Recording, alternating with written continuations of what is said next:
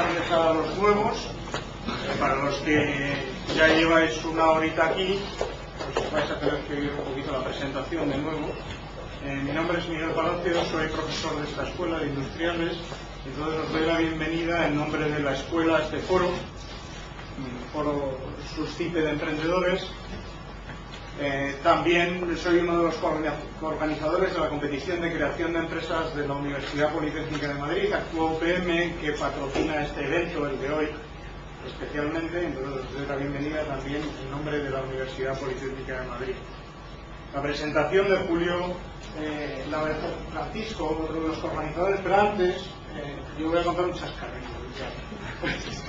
A Julio lo conozco desde hace años, porque coincidíamos en el instituto. Y de repente yo estaba estudiando un máster en administración de empresas y me llamó una empresa para hablar conmigo, que querían que me empezara a trabajar con ellos. Cancelaron el proceso de entrevistas en el extranjero y en Navidades vine por España y les llamé y les dije: oye, aunque habéis cancelado el proceso de entrevistas, me encantaría hablar con vosotros. Y llego, la empresa se llama Cluster, llego aquí y me encuentro a Julio. Hombre, ¿qué haces tú aquí? ¿Qué haces tú aquí? Y digo: no, yo es que trabajo aquí. Y digo: es que yo vengo a ver qué hacéis. Y me dice: ¿qué se supone que tengo que hacer? ¿Entrevistarte? Y dice: no sé, yo venía a entrevistaros a vosotros. y bueno, yo creo que la entrevista mutua fue más o menos bien, porque al cabo de un tiempo ya entré a trabajar en Cluster, donde él llegó a ser socio. Y bueno, pues la verdad es que hacía mucho tiempo que no lo veía, fue una fructífera relación. Me vendió su coche de segunda mano con posterioridad, coche que me robaron al año. Pero bueno, sí, ya acabado el chascarrillo, quería dar la bienvenida especialmente a Julio, pero la presentación oficial no es Francisco, perdón. Pues le robó el coche. Bueno, yo soy el encargado de presentar a Julio. Julio es el fundador y presidente de Weblogs SL, que es la mayor empresa de medios online temáticos de habla hispana. Y aunque no está aquí, digamos, en el guión oficial, tengo entendido que de Europa también, yo no lo diría. De Europa hay que restringir un poco el universo. La mayor empresa de blogs en Europa. Muy bien. Julio es licenciado en Derecho por la Universidad Autónoma de Madrid y tiene un máster en Administración de Empresas por la Rotterdam School of Management. En tu vida anterior a la empresa de medios online, fuiste consultor, como bien ha dicho Miguel. Fundaste una empresa de consultoría también que fue adquirida por Roland Berger. Y bueno, en un momento determinado te lanzaste esta aventura y seguir sin más dilación. Muchas gracias por venir y todo tuyo. Gracias. Buenas tardes a todos, gracias por la invitación a la organización. Y un poco lo que yo quería contaros hoy es la visión que tenemos en Weblogs de cómo están cambiando los medios en general y los medios online en particular, y lógicamente dónde encaja a la empresa que hemos montado hoy y por qué pensamos que es relevante.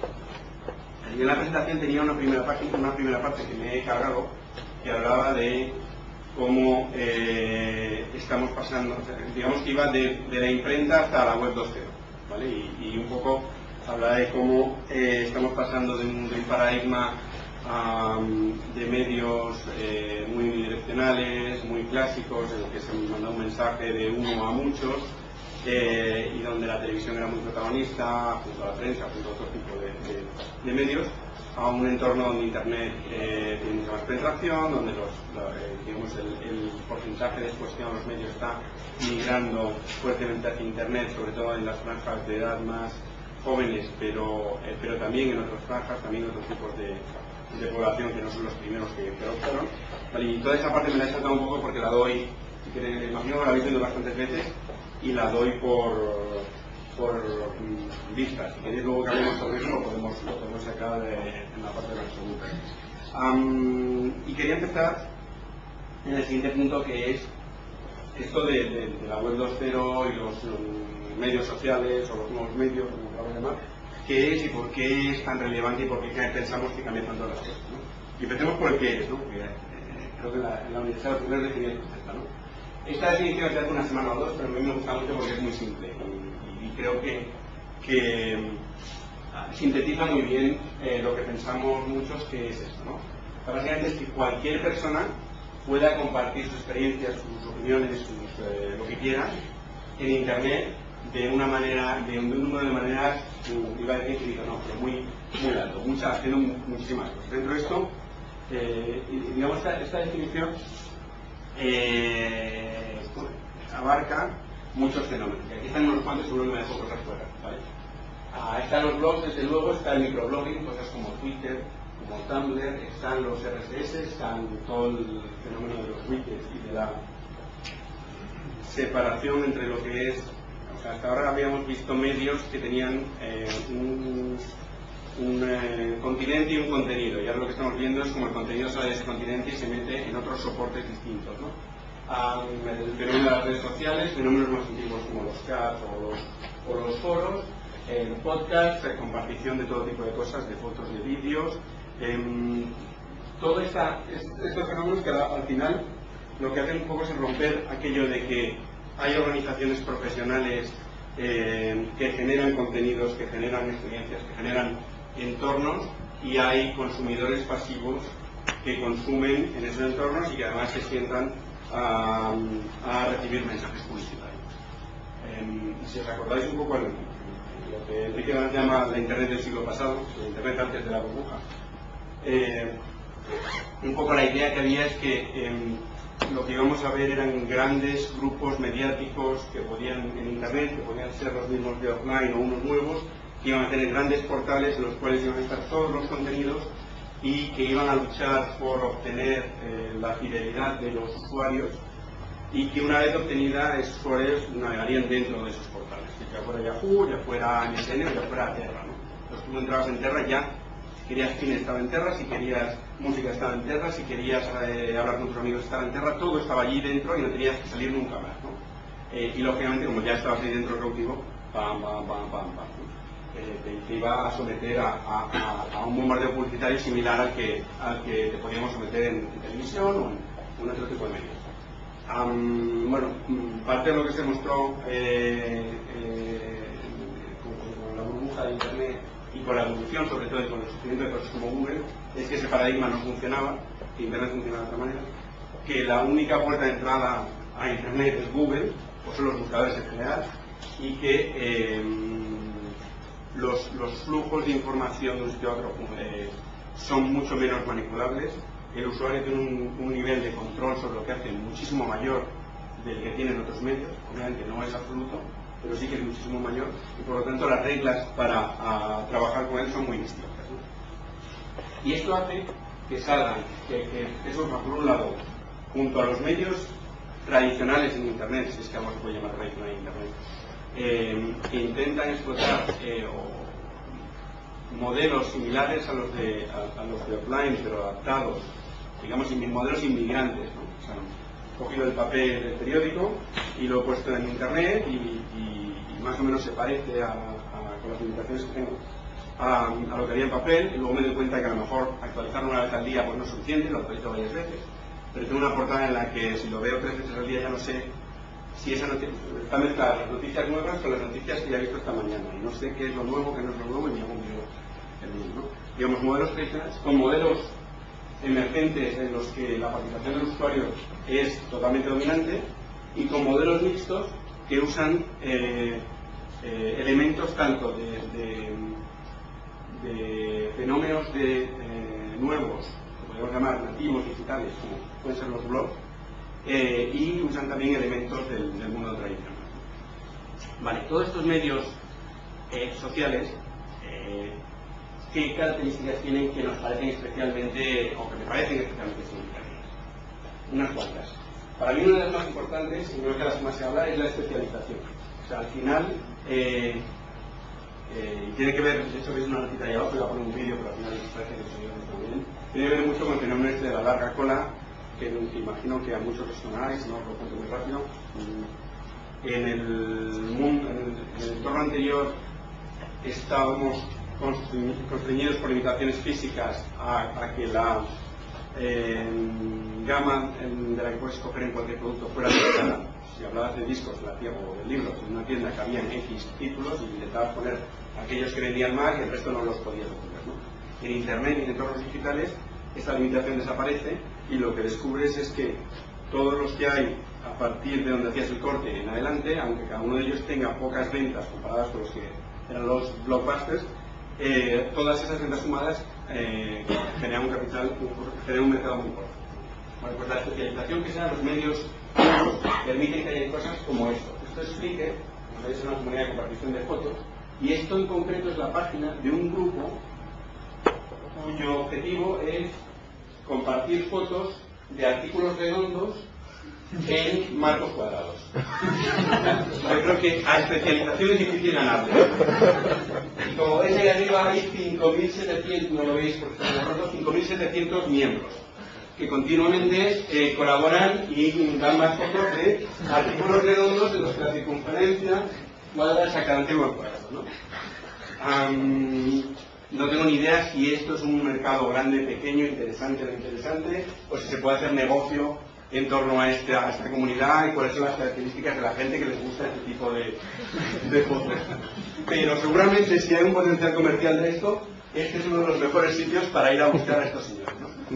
He buscado un ejemplo un poquito extremo, pero para demostraros que al final esto lo que permite es el fenómeno del cual también habla Chris Anderson en el libro, en el artículo de Longtail, que son los niche busters.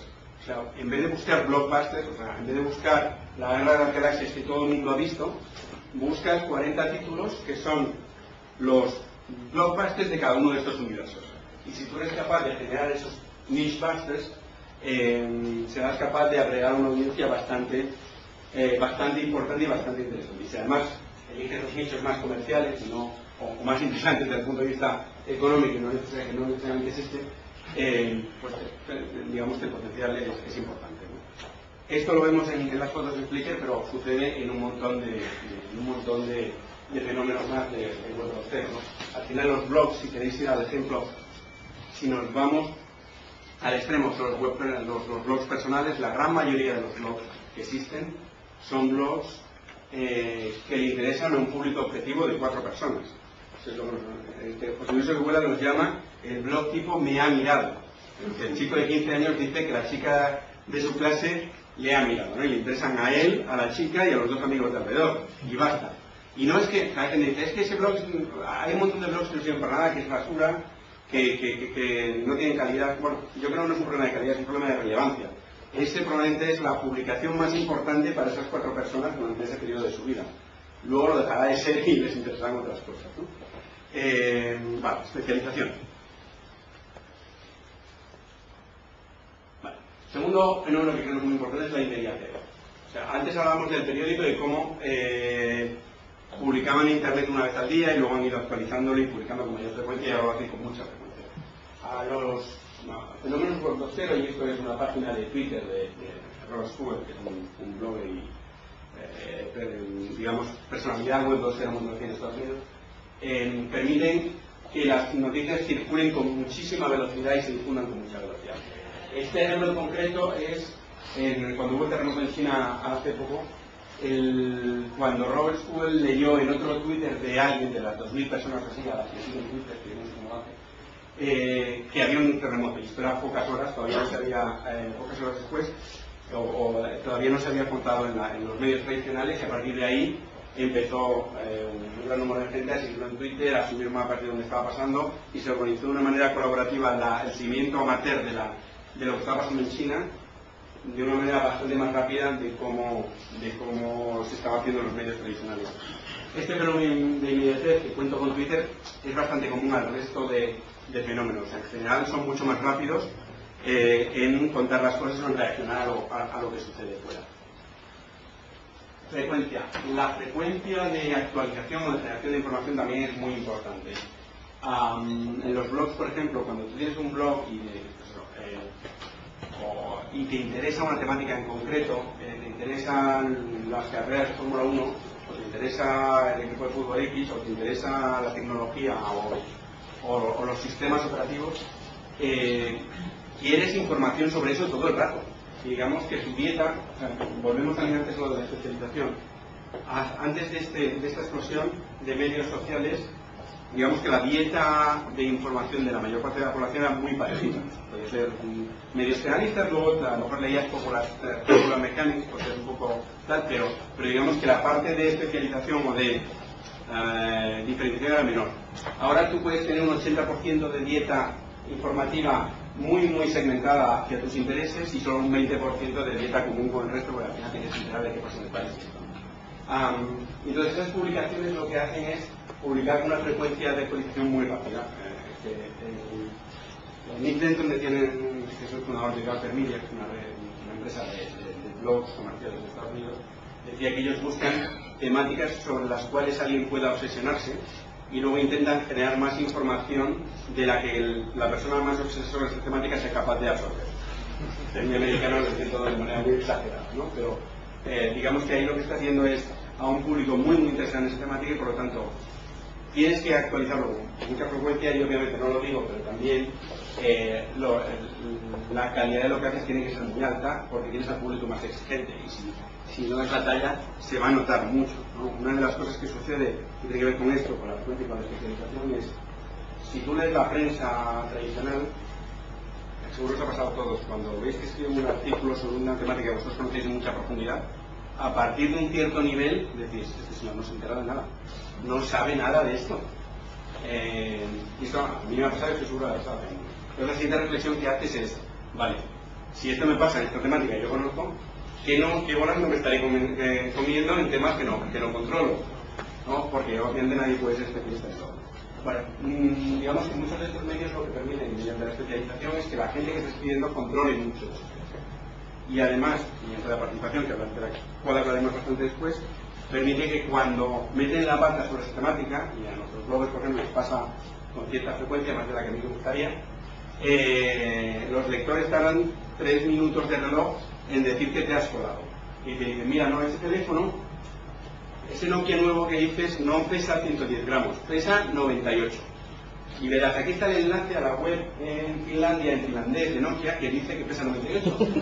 Y tú es que lo has cogido de la web en español, que pone 110 porque hay un typo, porque la palabra en finlandés no sé qué, la encuentro traducción. Y dices, ¿y este tío cómo sabe esto? ¿Y cómo se ha enterado? ¿Y cómo ha tardado 3 minutos en corregirme? ¿No? Y lo que haces es hacerle la hora y diciendo, muchas gracias a nuestro lector tal, que nos ha corregido, ¿no? Y por eso lo que hacemos en este caso es, donde ponía 110 lo dejamos tachado y ponemos 98. Y si es un error gordo, además le dimos gracias a Manolo, que nos ha dicho que era 98, nosotros fíjate pensando que eran 110. ¿Vale? Esto ayuda además que cuando alguien llega después de tachado entiende que tú te has equivocado y que has corregido. Y pensamos que le da mucho más credibilidad a lo que dices en vez de restar.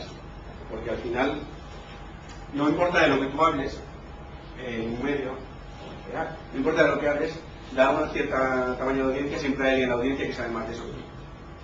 Y esto no es nuevo de ahora, es siempre. Digamos que antes no se notaba. Porque tú cuando veías que el periodista había metido la pata, y pobrecillo, no es culpa del periodista, no pueden saber de todo con la misma profundidad que todos los lectores.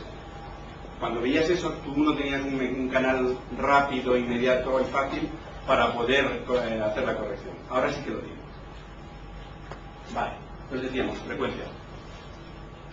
Cercanía. Pues un ejemplo de red social porque se entiende muy rápido y muy fácil, ¿vale? Estás hablando con tus amigos y estás viendo qué hacen tus amigos o tus conocidos, porque con las redes sociales ya el concepto de amigo ha cambiado un poco, ¿no? Se ha alargado, se estira, depende cuán duro sea en admitir gente que te pide ser amigo en Facebook o en LinkedIn o en Twenty o en donde estés, ¿no? Pero incluso los medios sociales que no son redes sociales, hay muchísima menos distancia entre quien está en una posición de emisor y quien está en la posición de receptor. Y lo digo así un poco entre comillas porque esas posiciones no son tampoco tan marcadas, ¿no?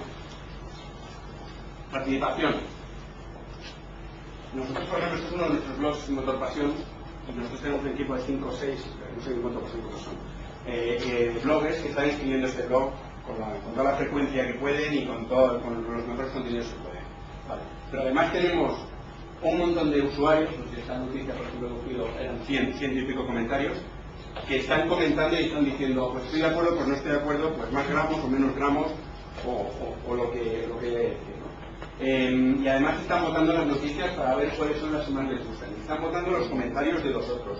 Y además hay un señor, no sé si se ve, hay un señor que, hay muchos, pero en este caso, que nos manda un vídeo para que lo publiquemos que cuenta la historia de Rolls Royce, que es un vídeo muy bueno.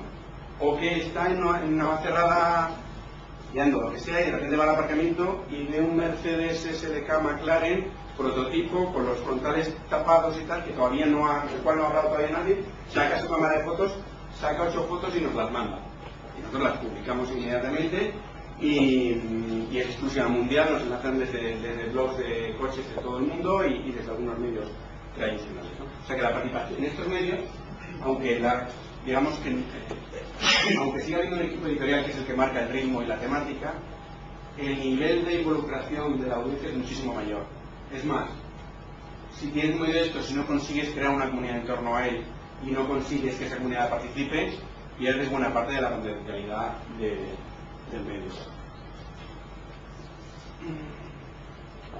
Voy a mirar el reloj porque yo tengo una tendencia a pasarme el tiempo espectacular.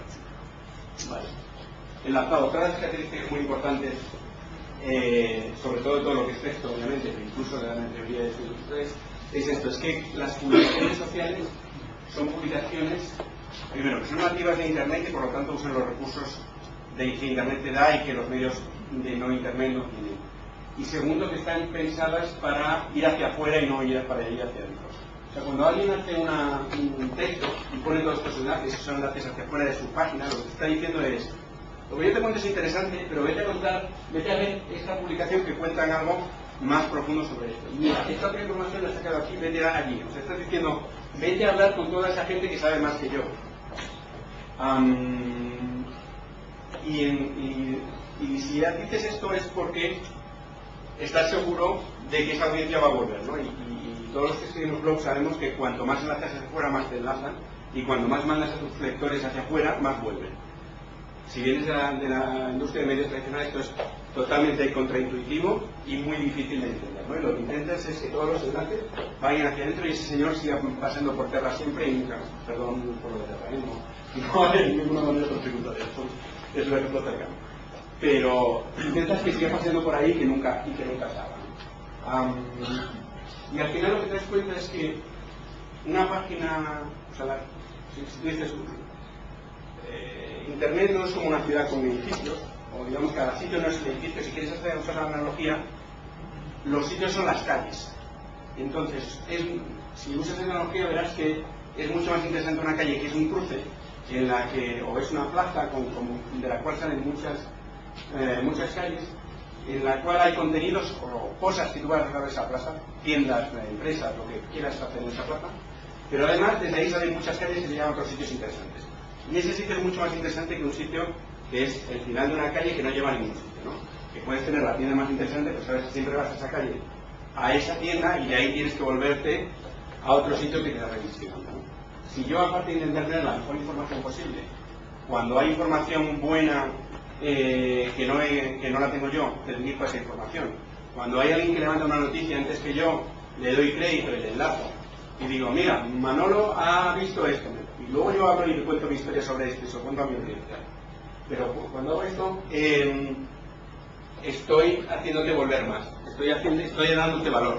Tú al final, si ves que sobre esa temática, este es el blog que siempre te cuenta las últimas noticias, te las cuentas muy actualizadas, te cuenta todo, y además cuando hay alguien que levanta una noticia también está aquí, casi no tienes necesidad de ir a otro sitio de esa temática. Ya sabes que yendo ahí lo tienes todo controlado. Y la última característica que tengo, que me parece muy relevante, es, hace algún tiempo habría puesto aquí viralidad, ahora huyo de esa palabra como la peste. Es este fenómeno, ya os explico qué significa este gráfico. La redifusión, esa interconexión con enlaces entre sitios hace que las noticias circulen, se amplíen, se construyan colaborativamente. Esto es un mapa que publicó Antonio Delgado en su blog hace 2 o 3 días sobre una noticia. No sé si lo habéis leído. Para los que nos gusta la tecnología Apple es importante, está todo el mundo pendiente de cuándo sale el iPhone en España, y hace unos días a Telefónica se le escapó porque estaban probando la web donde se puede apuntar la gente, y alguien, un chaval que estaba jugueteando con las URLs, descubrió esa página. Pues faltaban tantas personas, faltan tantos días, te puedes apuntar, hay tantas personas. Esta persona, que es Ernest, que es el que sale aquí en rojo, lo cuenta en su Twitter y además lo manda, lo ve Community, que es un blog más o menos conocido, pero publica, y a la vez manda a su Twitter el enlace de lo que él había publicado a estos dos blogs especializados en el mundo Apple. Este que es de Weblogs y este que es de otra empresa, pero que también cubre esa temática. Como veis, estas dos empresas, esto es a lo mejor a las 11:30 de la noche, estas dos publican a las 12 y pico, y a partir de ahí veis como medios tradicionales, medios extranjeros como Wire, van cogiendo la noticia, y luego hay una cosa muy divertida de cómo los medios tradicionales españoles, de dónde sacan, o a quién atribuyen, ¿no? 5 días, por ejemplo, en la que me parece muy divertida, que atribuye la noticia a Fortune, que a la vez la atribuye a un foro en inglés sobre Apple, que a la vez la atribuye a Apple, ¿no?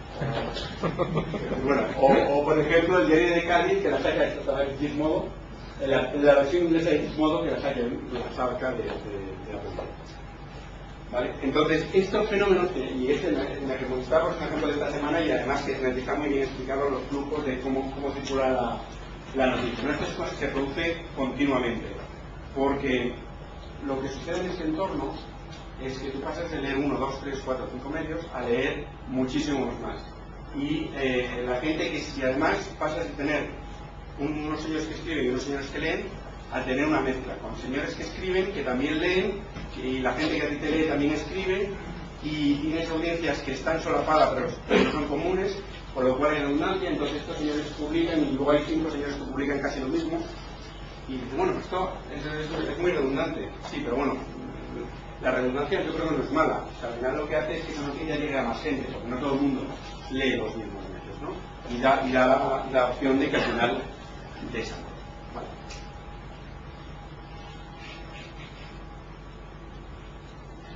Pero esto de la participación es muy bonito, todo el mundo participa y tal, tampoco es una historia tan idílica y tampoco está tan generalizado. Y creo que es importante que seamos conscientes de eso. Al final, estos medios, y hablo de los blogs, pero vale para todos, para la Wikipedia, para cualquier de estos, están muy concentrados, digamos, el fenómeno de participación está muy concentrado. Al final, y este ratio más o menos, me da igual si estos números son unos, yo había puesto unos números un poco distintos, pero viene a ser lo mismo. Tienes un creador, por cada creador tienes 10 personas que sintetizan, que votan, que comentan, que rumian un poco la noticia, y luego tienes 100 consumidores pasivos.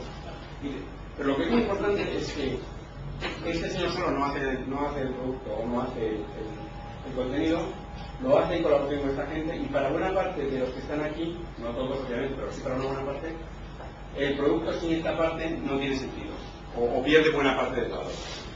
Y eso es lo que hace que sea diferente. Y de hecho, pues ahí la portada de un libro que me parece que ilustra esto muy bien, que se llama Netocracy. Es un libro que es interesante por otras cosas, pero que básicamente habla de esto, de que al final se está creando, por un lado, una especie de división entre la gente que crea, que comparte, que distribuye, y la gente que tiene un consumo un poquito más pasivo. Primero sería la netocracia y lo segundo sería el consultariado. Y el otro aspecto, ya cierro esta parte interesante de esto, es que el perfil de la gente que entra antes en este tipo de medios sociales, hay muchos nombres para llamarlos prostíbulos influenciadores, al final son gente que tienen una manera de relacionarse con la información y de relacionarse entre ellos distintos. Hacen ese consumo mixto del que hablábamos antes, o ese papel mixto de consumo y de generación de información, interactúan, participan, tienen una relación con las marcas y con los canales de información tradicionales distinta, de menor confianza, se fían más de sus pies o de otra gente, o tienen mayor capacidad crítica y tienen una fuerte capacidad de influencia. O sea, nuestro lector de Shataka, por ejemplo, que es nuestro blog de gadgets, es el típico amigo este al que le dices, me voy a comprar este teléfono y dice, quieto, que LG acaba de lanzar en Corea no sé qué y el mes que viene feliz. ¿Y este tío cómo se entera de todo esto? Bueno, pues porque lee este tipo de... Y aparte de que este señor también tiene influencia online, porque muy probablemente tiene un blog personal del que se habla de los temas que le interesan, y uno de ellos puede ser ese, en el entorno offline también, ¿no? Y el que lee nuestro blog de coches es un señor que a lo mejor no compra tan por edad o por perfil demográfico, no es tan comprador de coches directamente como el de un portal de coches tradicional, pero sin embargo es el que le recomienda a su padre qué coche comprarse, a su tío, a su primo no sé qué, el que va al concesionario y el que está a la última de todo, ¿no? Entonces, estos son fenómenos interesantes de ver cuando hablamos de la parte publicitaria, que además es lo que viene ahora. ¿Cómo voy de 10 minutitos más, no? Sí. Vale. Luego preguntas. Vale. A ver.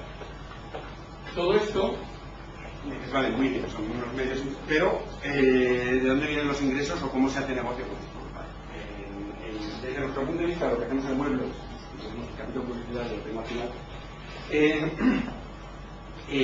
lógicamente el modelo de negocio es publicidad online. Nosotros somos una empresa, nos consideramos una empresa de medios online, del nuevo puño, lo que queráis, pero una empresa de medios, no somos una consultora, no somos una empresa de software. Y creemos mucho en la publicidad y estamos muy convencidos de que hay un salto muy importante de la publicidad desde offline a online, básicamente porque hay el salto del que hemos hablado antes de consumo. Esto al final puedes hacer un anuncio maravilloso para cine que gane 20 leones de Cannes, pero si en la sala de cine hay 3 personas no es muy eficiente. Entonces estamos muy convencidos de que ese movimiento se tiene que seguir produciendo, todavía no se ha producido muy poco, y luego que dentro de online la publicidad va a ir hacia donde esté la audiencia y a aquellos entornos en los que la audiencia se sienta más cómoda y donde interactúe en ciertos contextos. Dentro de la publicidad online hay que tener en cuenta una cosa es la publicidad que haces de marca, cuando el anuncio es en Google, y otra cosa es la publicidad de respuesta directa, el anuncio ING, porque de hecho ni siquiera sale en ese fotografiado, ni siquiera sale la marca de ING. Aquí lo que buscas es un esfuerzo de marketing y es un esfuerzo de ventas. Aquí buscas un efecto a medio y largo plazo de notoriedad, de asociación. Allí buscas resultados directos de conversión en ventas. Aquí tienes un lenguaje mucho más emocional, ahí tienes un lenguaje mucho más racional y más directo. Ambas existen en el mundo offline y ambas existen en online. Digamos que en los últimos años la gran diferencia ha sido que para hacer esto en online hay un montón de métricas y es muy fácil de controlar y muy fácil de medir. Y para hacer esto es un poquito más complicado y sobre todo más difícil de medir. Que no es que sea mucho más fácil de medir en el mundo offline, es igual de difícil de medir, solo que no se cuestiona. Cuando tienes una campaña, incluso cuando hay una anunciante que quiere hacer una campaña de branding en internet y te dice que es de branding y la hace de branding y luego al final mira el click-through y dice, este click-through ha tiro bajo. Bueno, ¿estamos a roles o estamos a secas? ¿No? Estamos a roles. Entonces seamos consecuentes y busquemos. Nosotros estamos muy convencidos de que donde está el desarrollo importante de la publicidad online, que falta todavía, es aquí, a pesar de que donde se ha desarrollado en los últimos años, realmente con Google, es en esta parte. Y afortunadamente no somos los únicos que tenemos eso. Esto es Business Week que hace no mucho, una encuesta a responsables de marketing y de compra en medios en Estados Unidos, en qué medios pensáis gastar más dinero, aumentar el presupuesto durante el año que viene. Estos son los medios offline, esto de aquí es brand online y esto es búsqueda online, que podría ser más. Podemos usar como respuesta directa. Como veis, donde están los grandes incrementos es en marca online.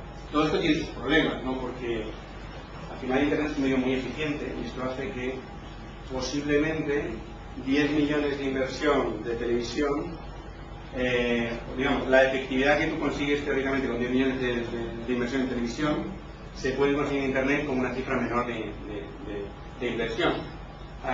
Con lo cual, cuando el mercado pasa de offline a online, pasan dos cosas. Por un lado, lo que eran 100, al otro lado del túnel, a paridad de condiciones ya no son 100, son por 40, y por otro lado, el reparto de esos 100 y el reparto de los 40 tampoco es el mismo. Vale. Y en blogs, pensamos que la jugada va también por ahí.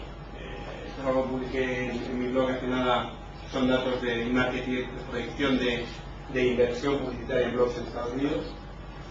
2007 hablan de 263 millones, 2012 hablan de 700 millones de dólares. En España la cosa también está tirando hacia arriba, obviamente todavía no son esos números.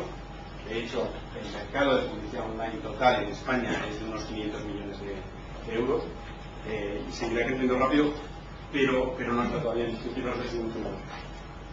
Y pensamos que la publicidad en blogs o tal como nosotros lo vemos, donde está el negocio, donde está la parte interesante es en contenido especializado de calidad, buscando tener una audiencia especializada de calidad y reforzándote en las cosas que hemos visto antes, en conseguir niche busters, o sea, ser líderes en cada uno de los nichos interesantes, buscando campañas de branding, buscando CPMs altos, con un respeto muy exquisito por los lectores.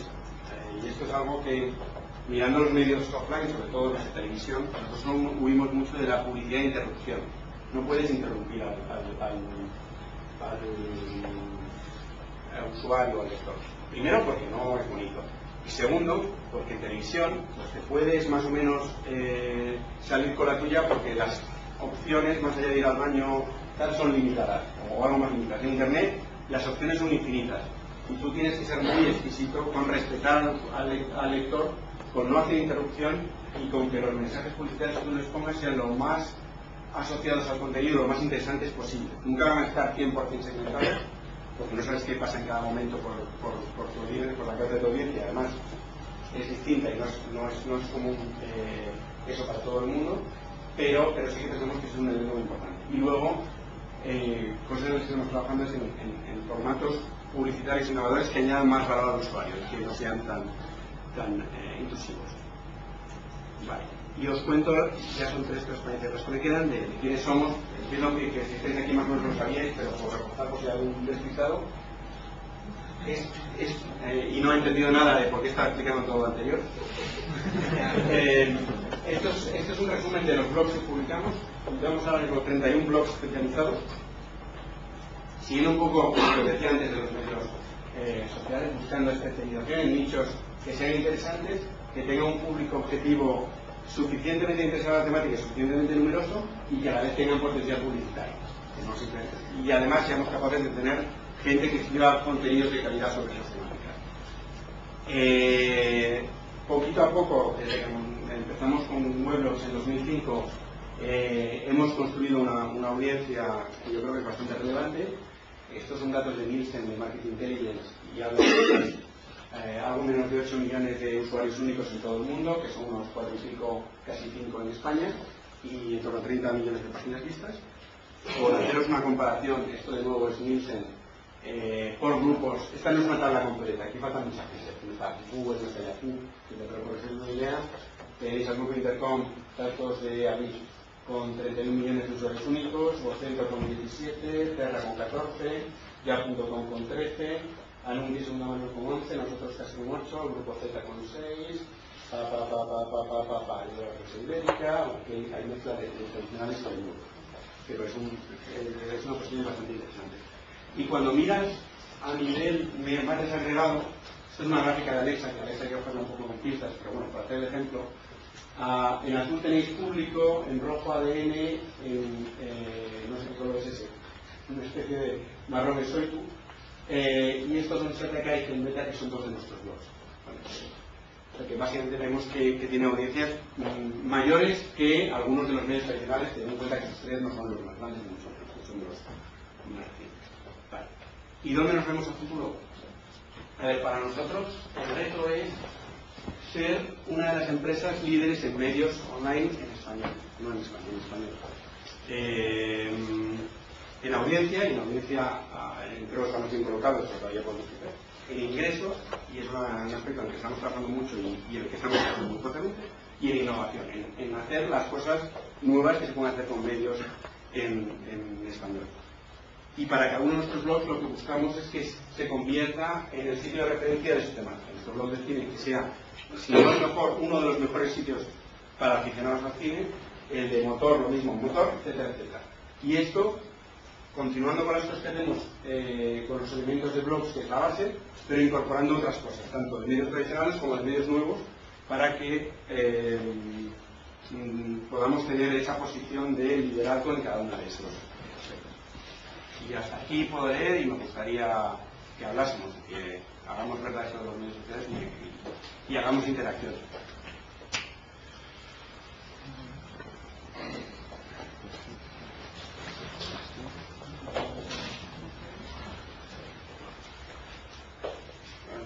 Sí, has hablado de que vuestra fuente de ingresos se centra en la publicidad, pero entonces la publicidad desaparece. Sí. A ver, yo creo que nuestro modelo o nuestro pensamiento en torno a esto es muy parecido al tradicional del software libre. No sé, por ejemplo, hablando con el fundador de MySQL, contaba que tenían, no me sé el ratio, pero era tipo un cliente de pago por cada 200 o por cada 2000 que usaban el software gratuitamente. Sin embargo, el papel que tienen los usuarios de MySQL gratuitos y el que tienen los de pago son distintos. Hay un tipo de usuarios que lo que te generan son ingresos y hay otro tipo de usuarios que te generan otro tipo de cosas, te generan cuota de mercado, te generan notoriedad, te dan formación gratuita en MySQL.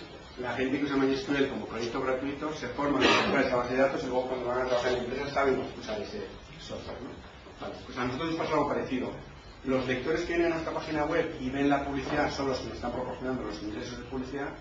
Los lectores que nos leen vía Google Reader son lectores que no nos... Bueno, primero tenemos publicidad en feeds, con lo cual también ven alguna publicidad, pero aún así su papel importante no es ese, sino su papel importante es el de hacer que nuestra publicación sea más relevante, porque son un tipo de usuarios avanzados, que muchos de ellos tienen blog, que a lo mejor nos dan mucho menos en términos de ingresos y nos dan mucho más en términos de enlaces desde sus blogs y de notoriedad.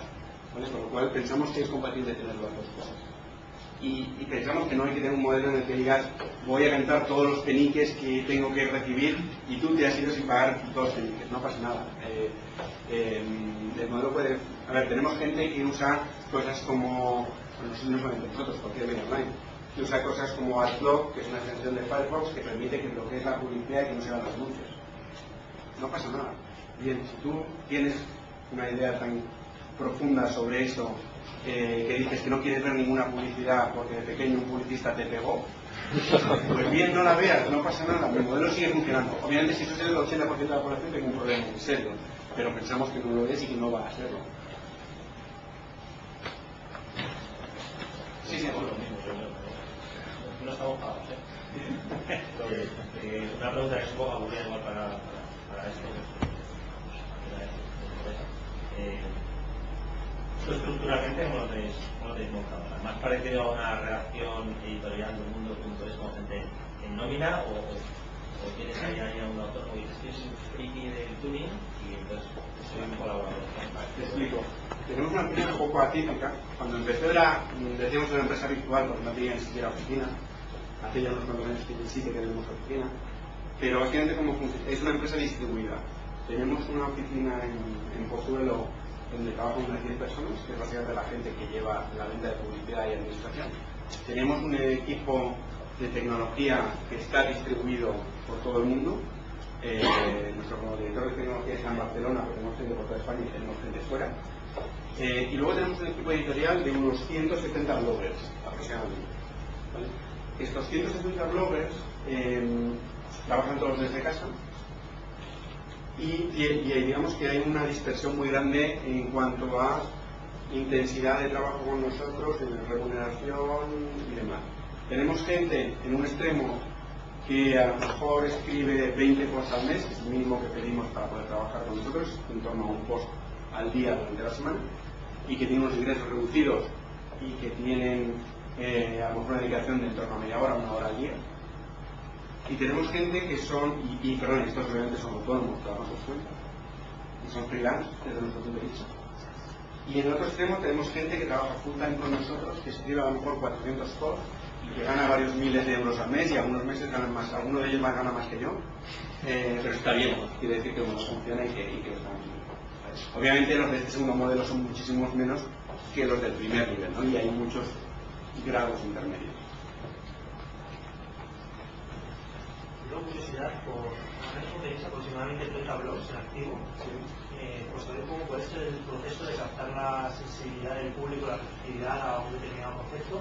Y en concreto dos preguntas, ¿no?, relacionadas. Una sería pues, ¿cuántos blogs habéis lanzado y cuántos han sobrevivido? Un poco la curva hasta que decidís cargaros un blog porque no veis que tiene. Y luego la segunda es todo el tema del SEO. Todo eso es real, o sea, todo esto, cualquiera que monta un negocio en internet y empieza un poco a interesarse por el SEO, hay una especie de lado oscuro que en consultoras que no sabes si tienes que gastarte 10 millones de euros en contratar a uno que te diga cómo poner los puntos y las comas y todo esto, o es algo un poco bastante más sencillo de lo que parece y es cuestión de hacerlo dar más. A ver, ¿qué nos puede poner la primera? El tema de la curva, de cuánto se adelantáis y cuánto... Vale. A ver, tenemos un ritmo aproximado de unos 10 blogs nuevos por año. ¿Vale? Que también a corresponderse con los 3 años que llevamos, 3 años y pico. Para un blog nuevo, cuando pensamos una nueva temática, buscamos 3 cosas. Buscamos que sea una temática suficientemente relevante en términos de público.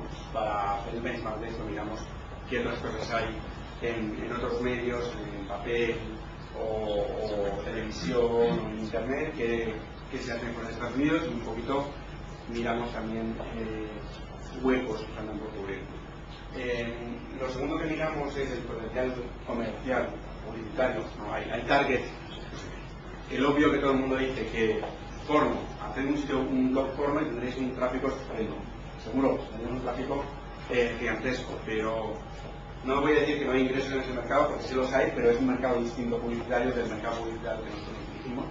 Por lo tanto, pensamos que no hay caso. Entonces hay temáticas igual que esa, que digamos por la parte publicitaria no nos encaja. Y luego, la tercera cosa que buscamos, que es la más difícil, es el talento. Buscamos gente que sepa escribir, que le apasione esa temática y que quiera escribir con nosotros. Para buscarlos, nuestra fuente número 1 es la gente que ya tiene un blog sobre esa temática personal. ¿Por qué? Porque podemos ver el trabajo que ya han hecho, vemos que tienen esa pasión, nos gustan los contenidos y tienen una cosa que es muy importante en esto, que es la constancia de publicar con frecuencia sobre las temáticas. Ese es nuestro candidato ideal. Y a ese candidato nosotros lo que decimos es: te vamos a ayudar, o sea, puedes seguir escribiendo en tu blog, obviamente no puedes usar el mismo post en otro sitio y hacer chanchullos de estilo, pero lo que te ofrecemos es que en un sitio que va a tener mucha audiencia, que va a tener mucha relevancia, te va a tener mucha visibilidad, vas a trabajar con mucha gente que le gusta mucho esa temática también y te lo tratas a bien.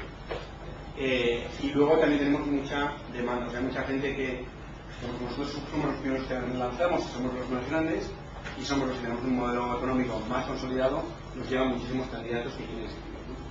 Y lo que buscamos ahí es pasión por la temática. O sea, nos da igual que sea el que quiere escribir con nosotros albañil o periodista. Nos importa que tenga pasión y que sepa escribir, obviamente, ¿no? Y hay muchas veces que nos escriben periodistas y dicen: quiero escribir con vosotros. Estupendo. ¿De qué temática? Ah, no, a mí me da igual, yo soy periodista y escribo de todo. No me vale. ¿Te interesa el yoga subacuático? Estupendo. El día que hagamos un blog de yoga subacuático, vas a ser el primero al que llamemos porque seguro que eres el líder mundial en esto. Pero tienes que tener una pasión por algo, porque pensamos que eso se nota. Y eso es lo que hace que las investigaciones tengan más interés. En cuanto a lo de cerrar, la verdad es que no hemos cerrado ningún blog, que no quiere decir que no hayamos tenido fracaso. Son cosas, digamos que el coste de mantener, con el modelo que nosotros tenemos, el coste de mantener una publicación abierta es mucho menor que el coste de mantener una publicación abierta en medios tradicionales. Y yo diría que tenemos al menos 4 o 5 blogs que se podrían considerar fracasos respecto a las expectativas que teníamos.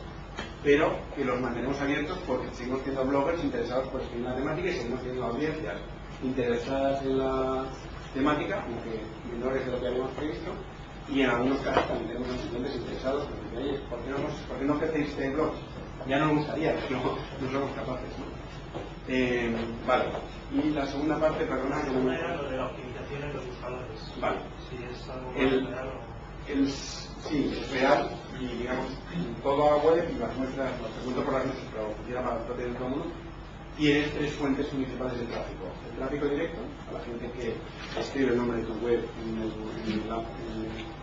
en la caja o te tiene favoritos o va directo; el tráfico referenciado, que son enlaces de otros sitios; y el tráfico de buscadores. El tráfico de buscadores y el tráfico referenciado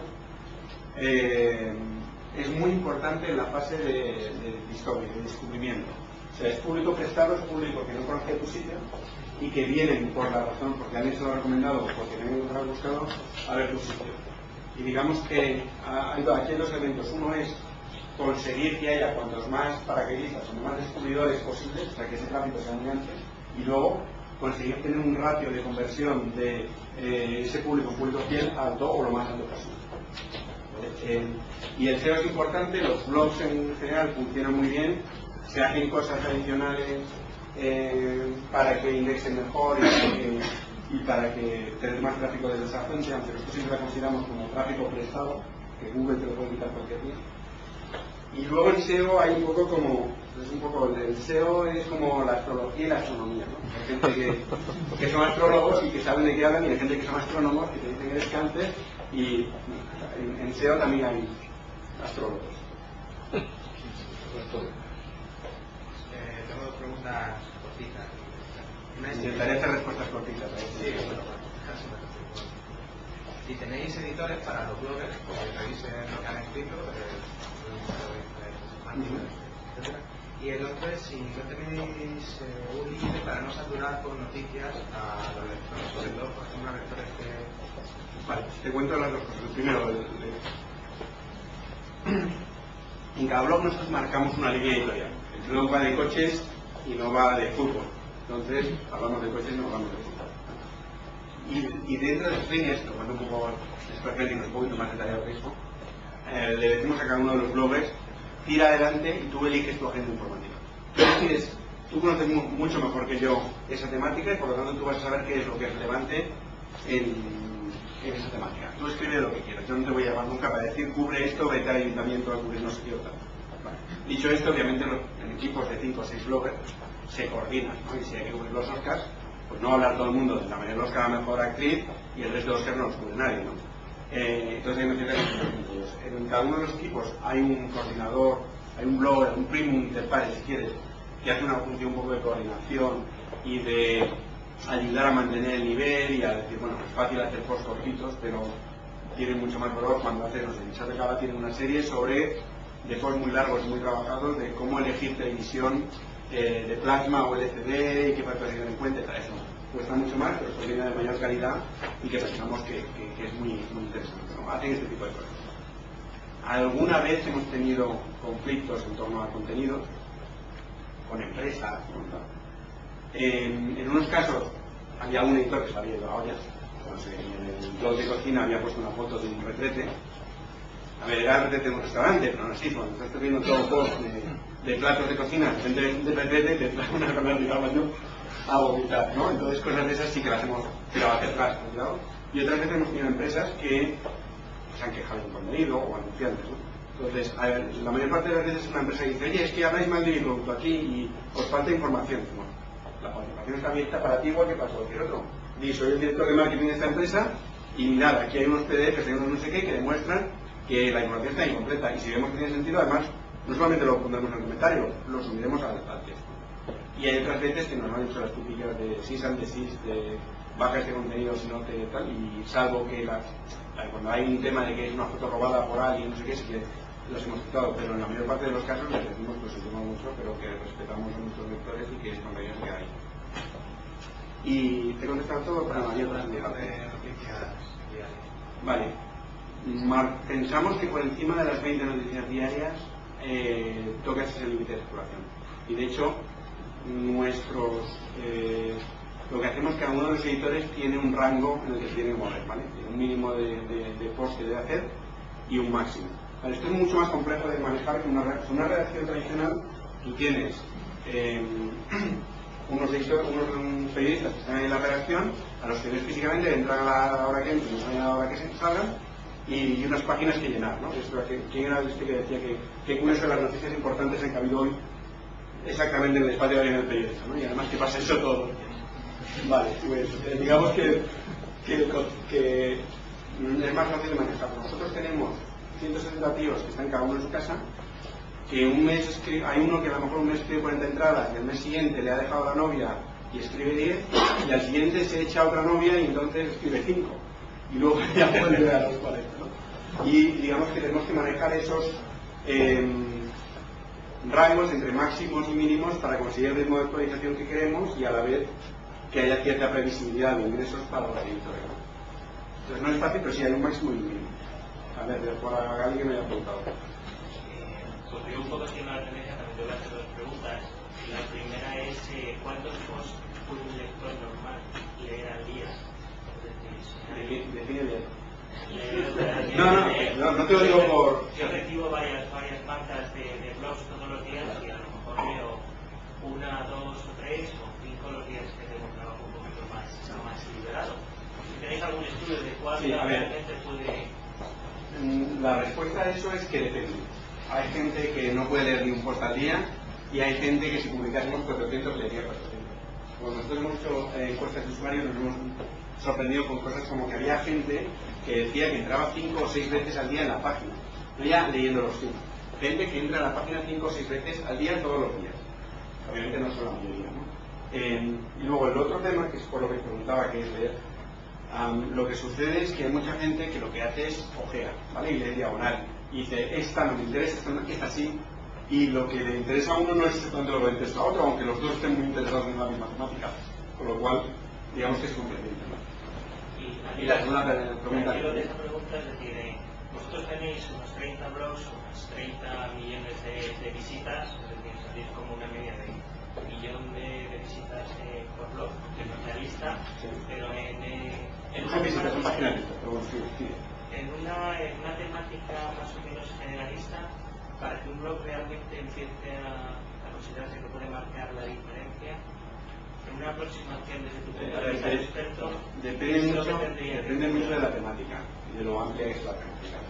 En temáticas muy generales, que en realidad también explotadas, yo diría que debería ser capaz de llegar al medio millón o al millón de páginas listas. En temáticas más de nicho, a partir de 250.000, 300.000 páginas listas mensuales, ya estás en un nivel interesante.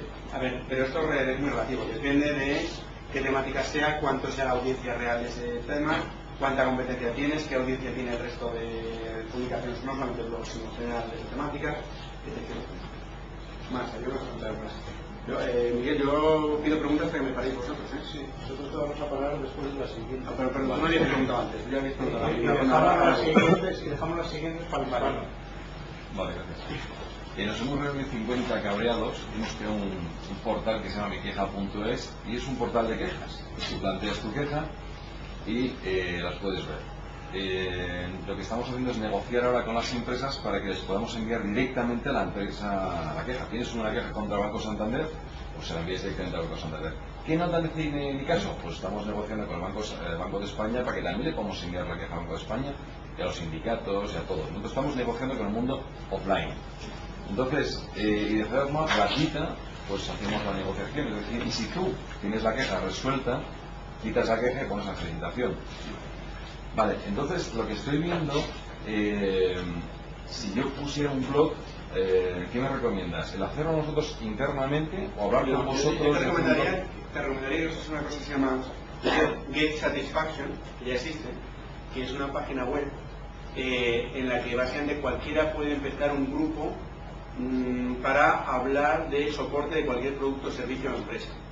¿Vale? Entonces tú tienes un programa con el Banco de Santander o con un producto del Banco de Santander y empiezas un grupo de gente que habla de ese programa y comparten, pues oye, que estoy haciendo, yo estoy reclamando, estoy haciendo no sé qué. Eso por un lado de los usuarios. Y por el lado de las empresas, es muy interesante ver cuáles son los puntos de error de tu producto, y en Estados Unidos hay bastantes empresas que tienen gente dedicada a atender las quejas en ese foro. Funciona así también. Estoy muy descontento, ¿no? O ahora me lo han resuelto y estoy contento, etc. Obviamente requiere que tengas una cierta confianza en tu producto, y si tu producto tiene fallos por todos sitios, te las van a dar todas en la cara. Bueno, ¿me queda una o ya ninguna? Venga, le he dejado el turno y me ha salido mal. No, bueno, la pregunta es, quizás es un poco larga y si no la dejamos para luego. La pregunta es muy cortita, pero es cómo ves el tema de la convergencia o divergencia, no sé muy bien cómo lo ves, del tema del móvil y la tele con el ordenador para todo el tema de cómo se van a consumir los contenidos y cómo se afecta eso. Bien, eso es la A ver, yo creo que sí que hay convergencia. Yo creo que parte de la convergencia está en aparatitos como este, y a partir de que tienes un navegador aquí que es casi igual que el navegador de internet, el internet móvil y el internet fijo son casi lo mismo, y aquí ves banners publicitarios y pues no te llamas a ningún despista, tengo muchas gracias.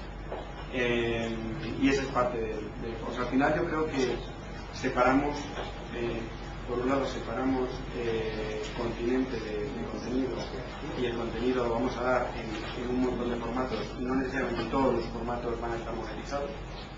Y por otro lado creo que hay también convergencia para que al final las experiencias se parezcan más de lo que se parecen ahora. Esta es la respuesta de 2 minutos, la otra es mucho más. Hasta luego, Julio.